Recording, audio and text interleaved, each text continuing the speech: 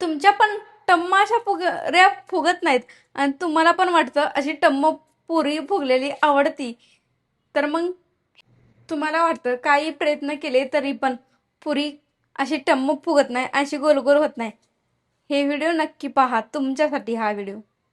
चला मग रेसिपी सुरू करू. त्याआधी जर चॅनलवर नवीन असाल तर चॅनलला नक्की सबस्क्राईब करायला विसरू नका. बेल आयकॉन पण क्लिक करायला विसरू नका अशा नवीन नवीन रेसिपी पाहण्यासाठी. तर त्यासाठी मी इथं 2 वाट्या कणिक घेतलेलं आहे छोट्या वाटीनं. त्यामध्ये टाकून देते थोडं चवीप्रमाणे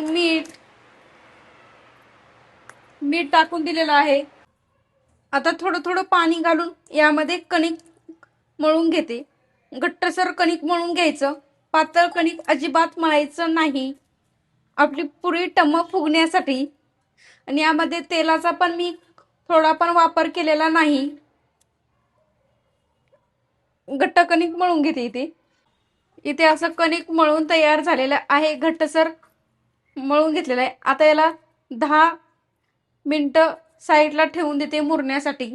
घेऊ पुरी बनवायला. कणिकाला पण आपल्या 10 मिनिटं झालेले आहेत असं मुरून. इथं पाहू शकता आपल्या अशा पुऱ्या किती टम्म फुगून तयार झालेल्या आहेत. आता कणिकाचा गोळा घेतल्याच्या नंतर आपलं असं कणिक पोळपाटाला थोडं पण नाही चिटकलं की समजायचं आपलं कणिक असं परफेक्ट झालेलं आहे. जर चिटकत असलं पोळपाटाला तर समजायचं आपल्या पुरीसाठी कणिकच व्यवस्थित मळलेलं नाही. आता छोटा कणिकाचा गोळा तोडून घेते मी इथे लिंबा एवढा. याला पीठ अजिबातच लावायचं नाही सुकं.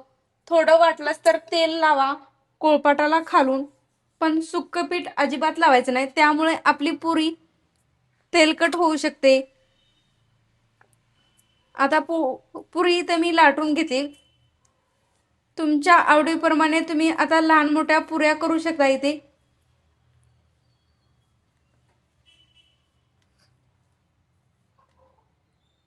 इथे पुरी मी लाटून घेतलेली आहे, पाहू शकता तुम्ही.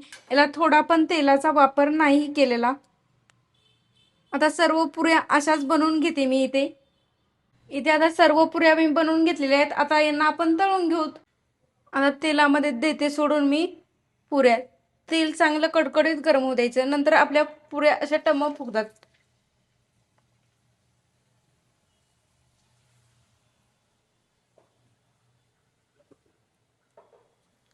थोडस हलक्या हलक्या हाताने हलवून घेते पुरीला. वा, काय मस्त अशी टम्म फुगत आहे ना आपली पुरी. 5 सेकंद तरी खालची बाजू तळून घ्यायची, नंतर परत वरची बाजू पण तळून घ्यायची.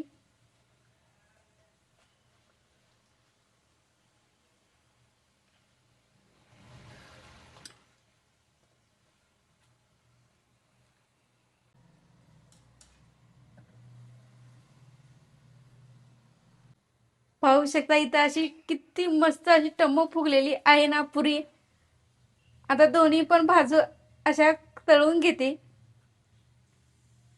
अशी टम्म पुरी आता तळून तयार झालेली आहे. आता मी यांना काढून घेते. कशी वाटली पुरीची रेसिपी कमेंट बॉक्समध्ये नक्की सांगा. व्हिडिओ आवडला असेल तर लाईक करा, कमेंट करा आणि चॅनलला सबस्क्राईब केलं नसेल तर नक्की करा. व्हिडिओ पाहिल्याबद्दल धन्यवाद. भेटू अशा साध्या सोप्या रेसिपी सोबत. तोपर्यंत मजेत राहा, खुश राहा, आनंदात राहा आणि एक महत्त्वाची गोष्ट खात राहा.